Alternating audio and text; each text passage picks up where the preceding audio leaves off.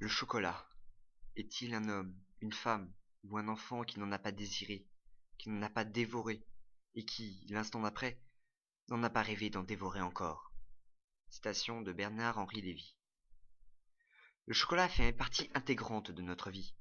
Selon les âges, les moments de la journée, les fêtes au cours de l'année, que nous soyons gourmets ou gourmands, le chocolat est là. Certains le prennent en poudre avec du lait le matin. D'autres en prennent un carré avec le café. Certains vont dévorer des tablettes. D'autres vont les cuisiner. Certains savourent le chocolat au lait. D'autres le préfèrent noir. Et d'autres encore le préfèrent fourré de ganache. 30% des Français estiment avoir une relation passionnée avec le chocolat. Et pour cause, en France, 378 000 tonnes de chocolat sont consommées par an. Mais alors, quel chocolat est consommé? Eh bien, la première règle du chocolat, c'est qu'il n'y en a pas. Les tablettes du chocolat représentent 32% des ventes sur le marché français. Puis suit la confiserie de chocolat, qui représente 23,5%, les pâtes à tartiner, qui composent 19,5% du marché, et le cacao en poudre, qui représente 14,3%. Les barres chocolatées occupent 10% de ces ventes, selon un récent sondage. L'utilisation du chocolat est multiple, ce qui met en valeur le potentiel de ce produit, mais sa fabrication n'est protégée par aucune règle. Le chocolat que nous consommons est en très grande partie fabriqué par de grandes marques industrielles. L'industrie française de la chocolaterie est fortement concentrée. Car si 90% des 70 entreprises du secteur sont des petites ou moyennes entreprises, en raison du caractère artisanal des métiers de la chocolaterie, le poids économique des grandes entreprises du secteur est prédominant, 85% du marché. Or, les industriels ne respectent pas les méthodes de fabrication artisanale. Par exemple, les nouvelles directives européennes les autorisent à remplacer le beurre de cacao par de la graisse végétale, comme de l'huile de palme, avec un coût de revient 5 fois inférieur. Ainsi, le chocolat que nous mangeons tous les jours est un chocolat produit par les industriels qui ne respectent ni la nature des produits de base, ni les manières traditionnelles qui permettent de transformer la fève en cacao, ni les producteurs de fèves de cacao, à majorité indépendants. Ce sont de petits producteurs indépendants. Cela peut avoir une grosse influence pour l'économie d'un pays. Prenons le cas de la Côte d'Ivoire, dont une part importante de son revenu vient de la culture de la fève de cacao, et qui assure 40% de la production mondiale. Il n'en reste pas moins qu'alors que les petits producteurs et les artisans respectant un savoir-faire existent toujours, le monde du chocolat est dirigé par des multinationales, sans respect ni pour la production, ni pour la fabrication du chocolat. Élève de première, à l'Institut de l'Alma, nous avons décidé d'étudier les moyens de protéger les différentes étapes du chocolat, et en particulier sa fabrication. Nos recherches nous ont donc amenés à nous rapprocher de l'UNESCO et du patrimoine mondial de l'humanité qui a créé une liste de biens afin de protéger des traditions, des artisanats et des savoir-faire qui sont l'UNESCO, Organisation des Nations Unies pour l'éducation, la science et la culture, s'est donné deux objectifs ambitieux. Tout d'abord, elle doit servir les objectifs des Nations Unies, c'est-à-dire les intérêts de la communauté internationale. Ensuite, l'UNESCO doit encourager et faire progresser l'éducation, la science et la culture. Ces objectifs sont définis dans la Convention de l'UNESCO, dont l'introduction commence par cette citation devenue célèbre de M. Attal. Les guerres prenant naissance dans l'esprit des hommes, c'est dans l'esprit des hommes que doivent être élevées les défenses de la paix. En partant de ces prémices, est émise l'idée que la dignité de l'homme exige la diffusion de la culture et de l'éducation pour tous. Puis dans la conclusion, il est dit qu'une paix, fondée sur les seuls accords économiques et politiques des gouvernements, ne saurait donner entière satisfaction, puisqu'elle ne pourrait entraîner l'adhésion unanime, durable et sincère des peuples, et que par conséquent, cette paix doit être établie sur le fondement de la solidarité intellectuelle et morale de l'humanité. Un dernier paragraphe parle d'un vaste domaine, celui de l'aide au maintien, à l'avancement et à la diffusion du savoir. Les méthodes privilégiées sont d'abord la conservation et la protection du patrimoine universel des livres, d'œuvres d'art et d'autres monuments d'intérêt historique ou scientifique. Puis vient ensuite la coopération entre les nations dans toutes les branches de l'activité intellectuelle. Qu'est-ce que le patrimoine culturel immatériel?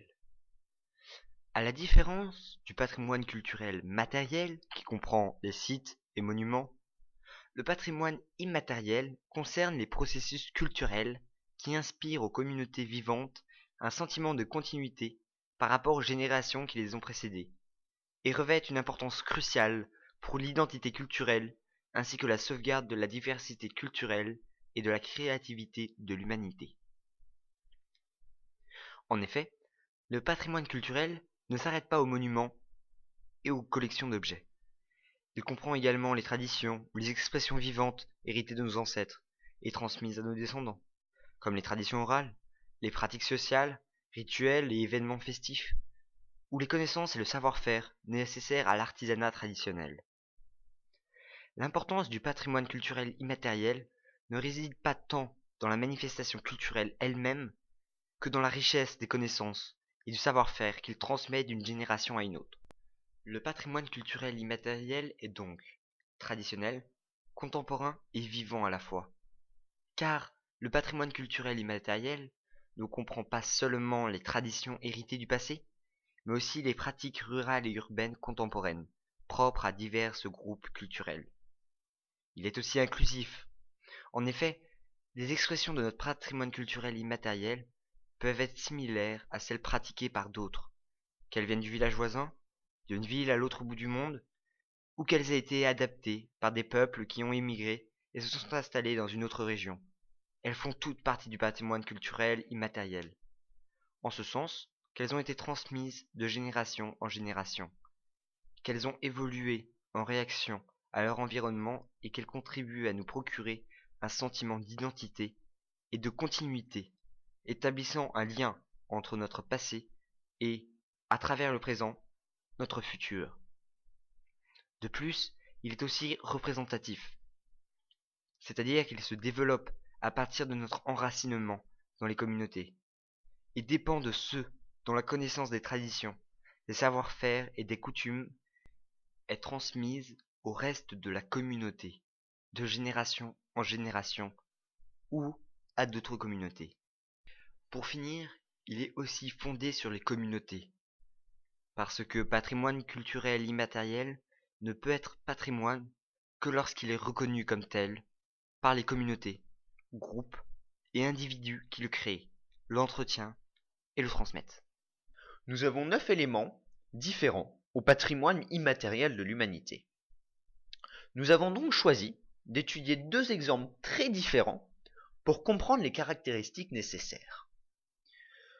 Le premier est le dossier du repas gastronomique à la française.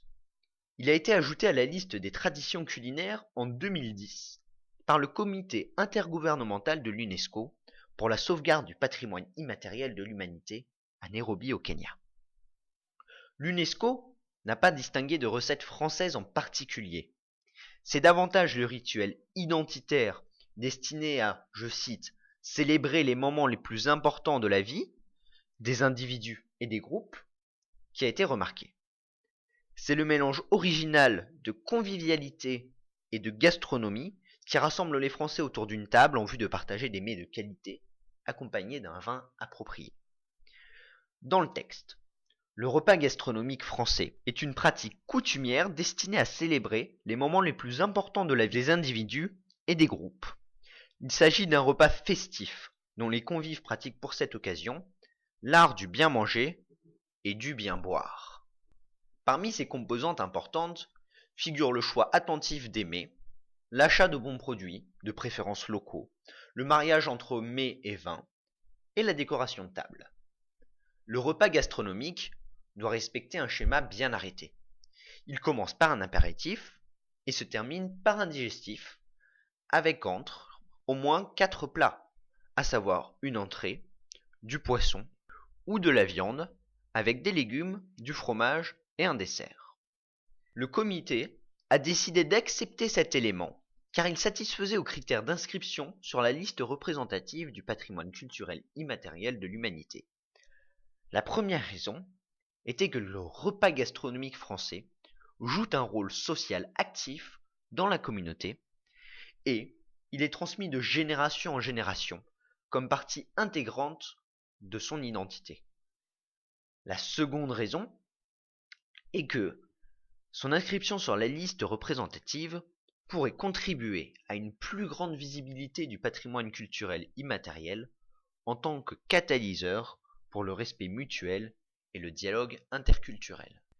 L'équitation de tradition française a, quant à elle, été inscrite en novembre 2011 par le Comité pour la sauvegarde du patrimoine culturel immatériel de l'UNESCO, réuni à Bali, en Indonésie.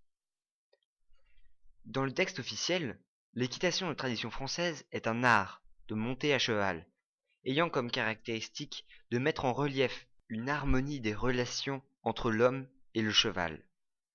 La connaissance de l'animal, physiologie, psychologie et anatomie, et de la nature humaine, émotion et corps, est complétée par un état d'esprit alliant compétence et respect du cheval.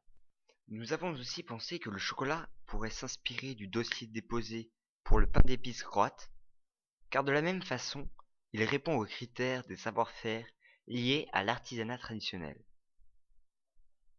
L'exemple du pain d'épices croate est intéressant par sa similitude avec le dossier qui pourrait être fait sur le chocolat.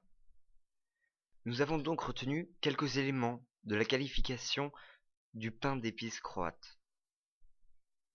La tradition de la fabrication du pain d'épices est apparue au Moyen Âge, dans certains monastères européens, et a gagné la Croatie, où elle est devenue un art. Le procédé de fabrication du pain d'épices requiert habileté et rapidité. La recette est la même pour tous les fabricants, qui mettent de la farine, du sucre, de l'eau et du bicarbonate de soude, ainsi que les épices obligatoires. Chaque artisan décore le pain d'épices à sa façon. Le pain d'épices est fréquemment préparé pour des mariages. L'art se transmet d'une génération à l'autre depuis des siècles. De nos jours, les pains d'épicier sont les participants les plus importants aux festivités, événements et rassemblements locaux.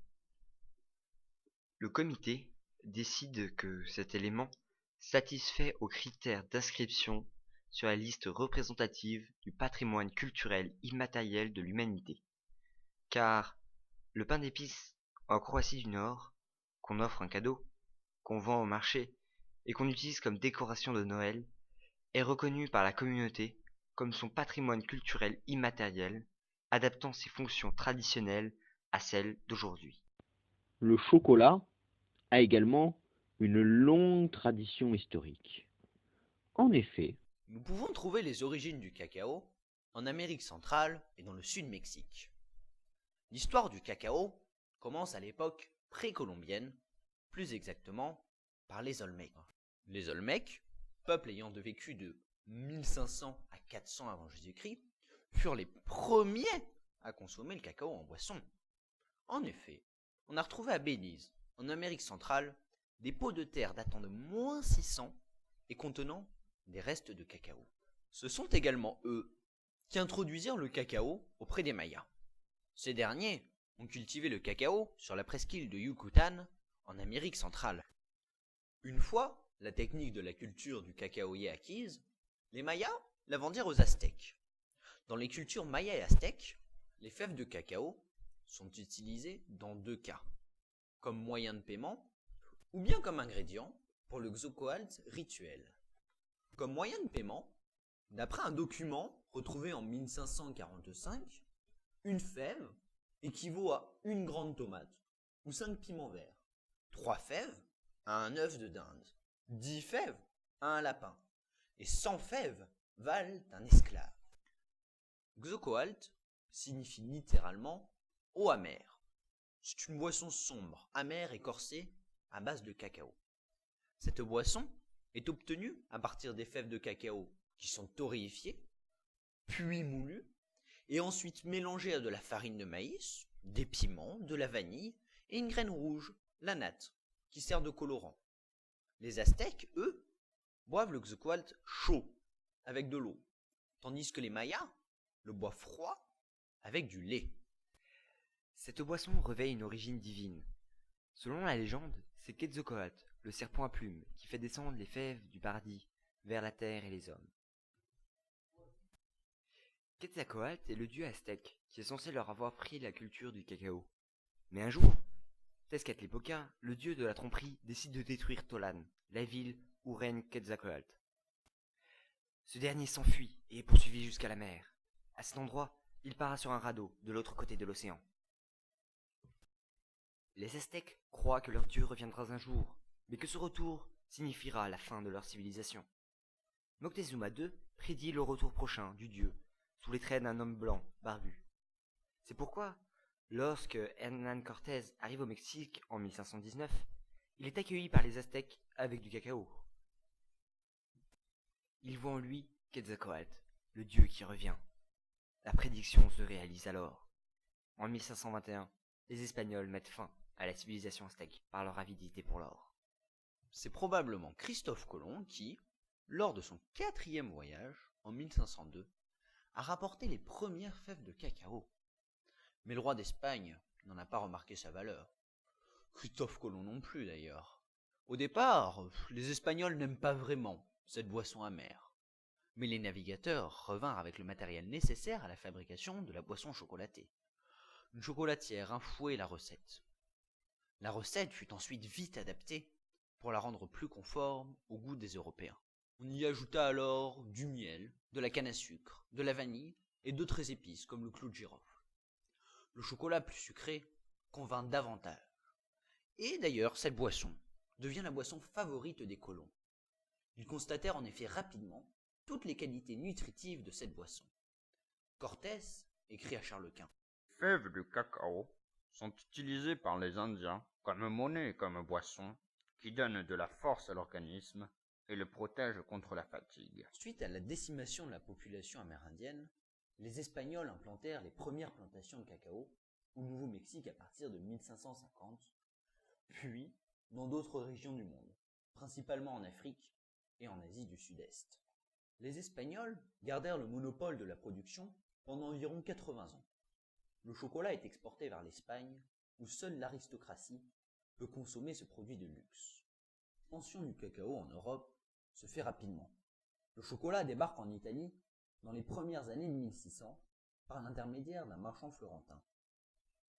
Le chocolat est ensuite introduit en France en 1615 lors du mariage d'Anne d'Autriche, infante d'Espagne, et de Louis XIII.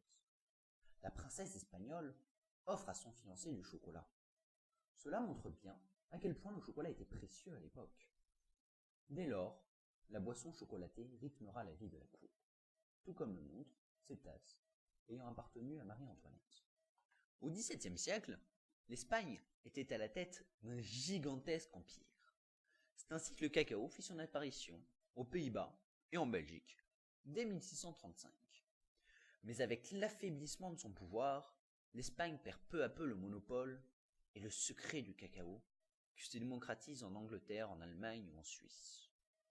En 1659, Louis XIV accorde un monopole de 29 ans de fabrication du chocolat à David Chailloux. La première chocolaterie française voit alors le jour en plein centre de Paris, rue d'Arbre-Sec.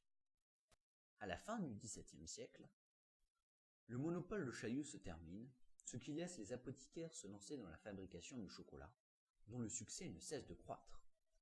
La bourgeoisie va enfin pouvoir goûter au chocolat, comme le montrent ces tasses. L'invention en 1778 de la machine hydraulique à broyer le cacao et à le réduire en pâte marque l'entrée de la fabrication du chocolat dans l'ère industrielle. Le XVIIIe siècle connaîtra de nombreuses innovations dans le chocolat. La production de chocolat est en plein essor et l'apparition de grandes usines annonce sa démocratisation. Cadbury en Angleterre, Seymour, Meunier et Poulain en France, Van Houten aux Pays-Bas, Caillé et Suchard en Suisse. Le chocolat est alors en constante innovation. Caillé fabrique les premières barres de chocolat. Van Houten développe une nouvelle presse qui permet de retirer une plus grande quantité de beurre de cacao. Il obtient ainsi la fameuse poudre de cacao. C'est également lui qui développe l'alcalisation de la poudre de cacao, la rendant plus sombre et plus soluble dans l'eau. Ensuite, tout va très vite. En 1830, le fusil Scholler, mélange pour la première fois des noisettes et du chocolat. Le chocolat au lait voit le jour en 1875 grâce au procédé de condensation du lait mis au point par Henri Nestlé. Rudolf Lindt développe en 1878 la conche, une machine qui brasse lentement les fèves de cacao, le sucre et le lait pendant des heures. Il en résulte une consistance beaucoup plus fine. C'est le même chocolat qu'aujourd'hui. En 1912, Jean Neuhaus, un Belge, invente le premier bonbon au chocolat fourré, la praline aînée. Mars crée sa célèbre barre chocolatée en 1923. C'est également à cette période que le premier moule, en étain ou en fer blanc, voit le jour. Depuis les Aztèques, on a prêté au chocolat de nombreuses vertus, à la fois pour les enfants, les sportifs et les personnes âgées. Par exemple, le chocolat aurait des vertus aphrodisiaques, serait utile contre les brûlures, essentiellement le beurre de cacao, et pourrait lutter contre le cholestérol. Mais alors, qu'est-ce que cette nourriture divine des Aztèques? Le nom scientifique du cacaoyer est Theobroma cacao lineo. Ce nom renvoie en fait à la nourriture divine des Aztèques, en grec. Théo signifie Dieu, et broma signifie nourriture. Le cacaoyer est un petit arbre de 3 à 5 mètres, aux larges feuilles. Il pousse entre le 23e méridien sud et le 23e nord. Il pousse donc dans un climat tropical. Néanmoins, il doit être protégé des rayons du soleil par de grands arbres plus grands que lui, comme le bananier. Les fleurs du cacaoyer sont d'une couleur blanche ou rose. Chaque cacaoyer produit environ 1000 fleurs, qui fleurissent 2 fois par an sur le tronc et les branches principales. C'est d'ailleurs une des caractéristiques du cacaoyer. Ces fleurs sont hermaphrodites, c'est-à-dire qu'elles sont à la fois mâles et femelles. Elles sont pollinisées par des petits moucherons. Néanmoins, au final, seulement 1 à 3% des fleurs sont pollinisées, soit 10 à 30 fruits par cacaoyer. Les cabosses, le fruit du cacaoyer, ont la forme de ballons de rugby. Elles sont cannelées et mesurent entre 15 et 25 cm de long, avec un diamètre de 7 à 10 cm. La maturation dure entre 7 et 9 mois. Dans ces cabosses, il y a de 20 à 50 fèves de cacao. Ces dernières sont entourées du mucilage. C'est une pulpe blanche et sucrée, à la texture fondante. Il existe 3 grandes variétés de cacaoyer. Les criollos, avec des fèves très aromatiques, et considérés comme les meilleurs. Ils proviennent essentiellement du Mexique, de Madagascar, du Venezuela et de l'Équateur. Néanmoins, ces fèves ne représentent que 5% de la production mondiale de cacao. De plus, cette variété est très sensible aux maladies et son rendement est peu important. La cabosse du criollo est de couleur rouge. Le forastero, c'est une variété moins noble, mais plus robuste.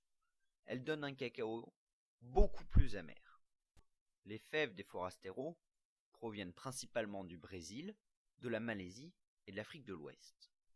Elles représentent 80% de la production mondiale. La cabosse du forastero est de couleur jaune ou verte. Le Trinitario est un croisement entre le criollo et le forastero. On le retrouve dans tous les pays producteurs. Il combine les qualités des 2 variétés. La cabosse du Trinitario peut être de coloris variés. Mais comment passe-t-on de la fève de cacao au chocolat? Nous allons maintenant étudier les différentes étapes jusqu'à la pâte de cacao. Les fèves et leurs pulpes sont ensuite mises dans des bacs en bois et recouverts de feuilles de banane. À ce moment-là commence la fermentation. La fermentation est une étape cruciale, car c'est à partir de ce moment-là que les fèves vont obtenir leur couleur brune et fixer définitivement l'arôme de cacao. En fait, ce ne sont pas les fèves qui fermentent, mais c'est la pulpe. La fermentation, c'est la transformation de substances organiques sous l'influence d'enzymes, substances protéiniques qui facilitent ou accroît une réaction biochimique produite par des micro-organismes. La fermentation est donc un procédé naturel qui dure entre 5 à 8 jours en fonction des fèves. Il y a 3 étapes dans la fermentation. Pendant la première étape, des levures vont transformer le glucose en éthanol et diriger une partie des acides de la pulpe. C'est une fermentation alcoolique. C'est-à-dire que le glucose forme de l'éthanol et du dioxyde de carbone. De plus, nous pouvons observer un dégagement d'énergie. Va ensuite s'ensuivre une fermentation lactique, pendant laquelle une mole de glucose donnera 2 moles d'acide lactique C3H6O3. Les fèves sont régulièrement brassées pour qu'il y ait un apport d'air. Les bactéries lactiques vont céder la place aux bactéries acétiques qui vont transformer l'éthanol en acide éthanoïque. En clair, l'éthanol réagit avec le dioxygène pour former de l'acide éthanoïque, plus de l'eau. Il y a encore une fois un dégagement d'énergie. C'est au cours de cette phase que la fève se colore et que sa peau se durcit. Pendant la fermentation, la température peut monter jusqu'à 50 degrés. La fermentation est à point quand l'intérieur des fèves, que l'on appelle sang de la fève, est violet et veiné. S'ensuit alors le séchage des fèves. Les fèves sèchent au soleil pendant 8 à 12 jours pour passer de 60 à 6% d'humidité, ce qui permet une meilleure conservation des fèves. C'est également pendant cette étape que l'acide acétique formé lors de la fermentation est éliminé. La technique traditionnelle de séchage consiste à étaler les fèves sur de grandes feuilles de bananier ou, à même le sol, sur des dalles en béton. Elles sont régulièrement retournées à l'aide d'un râteau. En temps de pluie, de grands toits amovibles sont placés au-dessus des fèves. Une autre méthode, plus moderne, consiste à étendre des fèves sur de grandes installations chauffées. Cet usage permet un séchage plus rapide, mais le goût de fumée peut pénétrer dans les fèves, ce qui est une grande lacune sur le plan qualitatif des fèves. Elles sont ensuite nettoyées, calibrées, conditionnées dans des sacs de 60 à 90 kg pour être ensuite exportées. Dès que les fèves arrivent chez le fabricant, elles sont soumises à un contrôle de qualité. Puis intervient la torréfaction. Comme pour le café, les fèves sont grillées à cœur. Le dilemme est de trouver et maîtriser le bon timing. La torréfaction se fait donc entre 100 et 140, selon le type de fève. Cette opération dure de 15 à 35 minutes, selon la torréfaction voulue. Le but de la torréfaction est multiple. Éliminer les acides volatiles, accentuer la couleur, réduire le taux d'humidité, et surtout développer le goût par réaction de Maillard. Lors de cette réaction, acides aminés et sucres réagissent pour produire des substances aromatiques et colorées. C'est cette même réaction qui est responsable, par exemple, des couleurs et arômes de la croûte du pain, des bières. Après la torréfaction, un choc thermique va provoquer le détachement de la coque des fèves. À ce moment-là, on ne parle plus des fèves, mais des noyaux. Les noyaux sont ensuite concassés. Les morceaux obtenus forment le gruet. C'est à ce moment que le chocolatier peut procéder à des mélanges de fèves de différentes origines.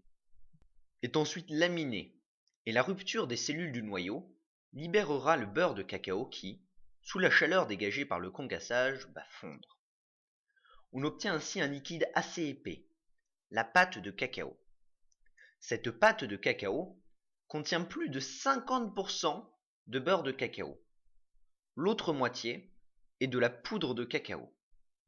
Deux choix s'offrent alors au fabricant. Soit cette pâte est pressée jusqu'à 500 kg par centimètre carré.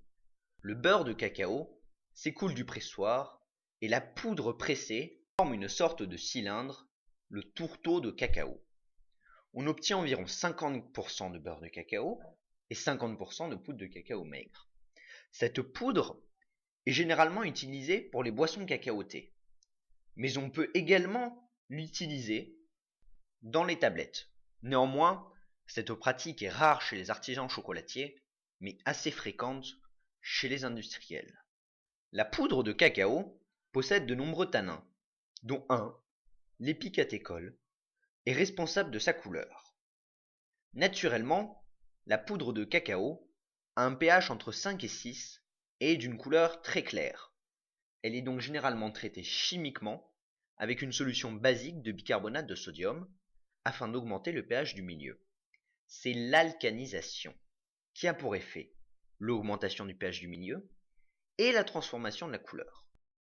Pour vérifier cela, nous avons dilué une cuillère à soupe de cacao dans de l'eau. Puis, après avoir homogénéisé la solution, nous ajoutons dans une des solutions de l'eau de javel, le milieu est donc basique, et dans l'autre, du jus de citron. Le milieu est donc acide. Nous pouvons alors élaborer une échelle de teinte. On observe que la couleur de la solution est plus sombre dans un milieu basique et est plus claire dans un milieu acide. La couleur du cacao dépend donc de l'épicathécol et du pH du milieu. L'épicathécol est donc un indicateur coloré de pH. L'alcanisation permet également une meilleure solubilité dans l'eau. L'autre choix qui s'offre aux fabricants est de garder cette pâte de cacao pour la fabrication du chocolat. À cette étape, nous avons donc de la pâte de cacao et du beurre de cacao. Le fabricant va ensuite rajouter d'autres ingrédients comme du sucre, de la vanille, un émulsifiant et parfois de la poudre de lait selon la sorte de chocolat que l'on désire. Le chocolat noir contient de la pâte de cacao, du sucre, un peu de vanille et une très petite quantité d'émulsifiant. Par exemple, si un chocolat porte la mention 70%, cela signifie que 70% du poids est de la pâte de cacao et du beurre de cacao. Le reste, soit 30%, c'est du sucre. Le chocolat au lait, lui, contient en plus de la pâte de cacao, du beurre de cacao et du sucre, de la poudre de lait. Pour le chocolat blanc, c'est différent. Il s'agit uniquement du beurre de cacao, de sucre, de poudre de lait, de vanille et d'un émulsifiant. L'émulsion est un mélange macroscopiquement homogène, mais microscopiquement hétérogène de deux substances liquides non miscibles, c'est-à-dire qui ne se mélangent normalement pas, comme l'eau et l'huile. Une substance est donc dispersée dans la seconde substance sous forme de petites gouttelettes. Le mélange reste stable grâce à un troisième ingrédient appelé émulsifiant. Le plus souvent, on utilise de la lécithine de soja, c'est-à-dire un lipide formé à partir d'une choline, d'un phosphate, d'un glycérol et de deux acides gras. La lécithine possède un pôle hydrophile, la choline et le groupe phosphate, et une queue hydrophobe, les acides gras. Ici, ce sont des acides palmiques et oléiques. Un composé est dit hydrophile lorsqu'il est soluble dans l'eau et hydrophobe lorsqu'il est repoussé par l'eau. La législation européenne fixe des pourcentages minimums de chaque composant du cacao en fonction de leur appellation. Par exemple, un chocolat avec référence de qualité doit avoir plus de composantes sèches du cacao qu'un chocolat sans référence de qualité. Le goût de chocolat peut varier en fonction de deux paramètres. Le rapport entre pâte de cacao et sucre qui influence l'arôme, ou la quantité de beurre de cacao et de lécithine de soja qui influence la viscosité du chocolat. Des chocolats peuvent donc avoir le même goût, mais une autre viscosité, en gardant le même rapport entre pâte de cacao et sucre, mais en changeant la quantité de beurre de cacao et de lécithine. Lors de notre visite au musée du chocolat, nous avons acheté du beurre de cacao en vue d'une expérience future. Le but de cette expérience est de montrer que plus il y a de graisse dans le chocolat, moins celui-ci est visqueux. Cette expérience a été réalisée avec un chocolat noir lors de la première partie. Et ce même chocolat auquel on a rajouté 20 grammes de beurre de cacao, donc de la graisse, pour la deuxième partie. Nous pouvons observer, grâce à ce ralenti, qu'effectivement le morceau de métal touche plus rapidement le fond dans le chocolat contenant plus de graisse. Plus la teneur de graisse est élevée, plus la viscosité est faible. De même, la teneur en graisse peut rester inchangée, alors que le goût peut changer. Mais à quoi servent donc exactement chacun de ces composants? La pâte donne la couleur, le goût, et contient déjà une partie du beurre de cacao. Le beurre de cacao donne le brillant, le croquant, et sert surtout à déterminer le point de fusion. Le sucre donne le goût. La vanille, et surtout la vanilline, participent également à la saveur. Tous ces ingrédients sont broyés par 3 à 8 cylindres à une finesse d'une vingtaine de microns. Cette opération est importante, car au-dessus de 20 microns, la langue ne perçoit plus aucun grain, ce qui assure la qualité du chocolat. Le mélange est ensuite brassé dans une conche où, pendant environ 24 heures, la pâte est écrasée contre la paroi et est chauffée entre 50 et 80 degrés. Cela va apporter la fluidité et l'élasticité au chocolat. En outre, l'apport de dioxygène naturel va entraîner la disparition d'arômes indésirables, comme les acides ou les aldéhydes. Après le conchage, on peut enfin parler de chocolat.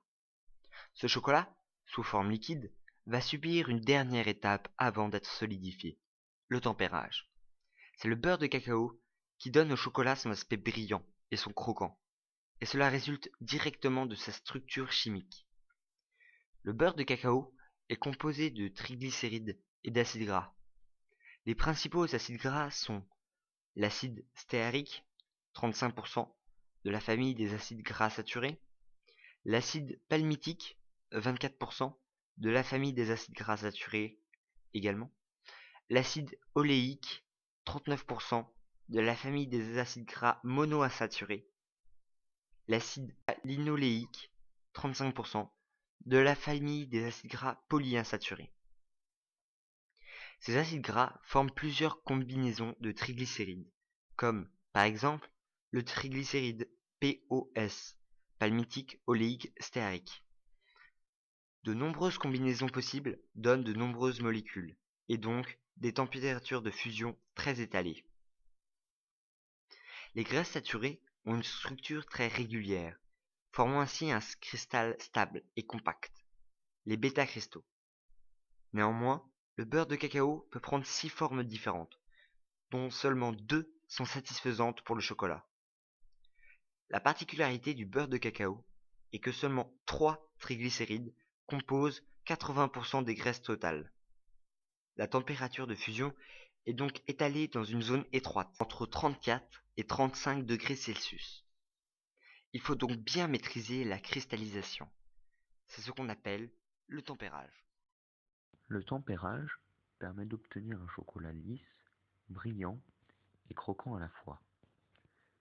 Il s'effectue en faisant fondre le chocolat tout en suivant une courbe de température bien précise. De nos jours, ce sont surtout des machines qui tempèrent, mais certains artisans continuent à... En guise de conclusion, nous pouvons dire que, comme pour d'autres formes de patrimoine culturel immatériel, la mondialisation se traduit par des difficultés importantes pour la survie des formes traditionnelles d'artisanat. La production de masse, que ce soit celle des grandes entreprises multinationales, peut souvent fournir les biens nécessaires à la vie quotidienne pour un coût moindre que celui de la production à la main, en termes de prix et de temps. De nombreux artisans doivent se battre pour s'adapter à cette concurrence. À plus d'un titre, nous pensons donc que le chocolat pourrait être un élément à inscrire au patrimoine mondial de l'humanité. Tout d'abord, pour la protection de la production artisanale contre la mondialisation et les industriels. Ensuite, pour la protection de la fabrication afin d'en garder la qualité du produit. De plus, pour la protection du savoir-faire qui se transmet de génération en génération. Et finalement, pour la protection de son rôle social important, comme bien associé à de nombreuses fêtes, comme par exemple Noël, Pâques ou la Saint-Valentin. De par son antique histoire, le chocolat fait partie de notre passé. En outre, il fait partie de notre présent, comme produit de consommation. Il suffit de voir tous les produits dérivés du chocolat. Mais aussi comme élément de notre culture. Nous pouvons voir les expressions, les livres, les sculptures. De plus, en 2020, la production actuelle de fèves de cacao ne pourra assurer que 80% de la demande mondiale. Il manquera environ 1 million de tonnes de fèves. Ceci est dû au développement des marchés des pays émergents. Donc, le chocolat fait aussi partie de notre futur. De surcroît, le chocolat que nous connaissons actuellement est le fruit de nombreuses découvertes et innovations. Sa fabrication reste un art. Le chocolat est de plus en plus protégé par les artisans chocolatiers ou par des labels. Ainsi, des labels tels que Bio ou Fairtrade protègent le chocolat des petits producteurs à la fabrication. Le chocolat de qualité devient recherché. Étant donné que nous ne voulions pas que vous restiez sur votre faim, nous vous le disons en anglais. The end.